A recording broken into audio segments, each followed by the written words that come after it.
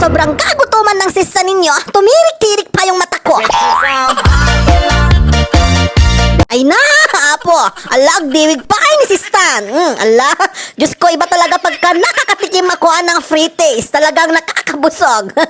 So ayan, bago pala kami pupunta sa aming hotel, ay dumaan muna kami dito sa may Magong Foods na kung saan ay meron silang ipinapakain na mga free taste bago ka bibili ng kani-kanilang mga paninda. So ayan, syempre mga Pinoy tayo, kaya lahat titikman natin at wala tayong ititira kahit na isang butil.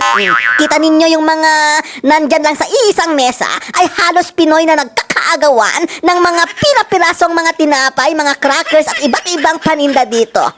Yung iba ay Diyos ko, dito na nabusog at hindi na bumili. Isa pa to sa Kuya Arvin, talagang hindi na talaga umaalis mula sa kanilang pagkakatayo kaninang dumating pa sila.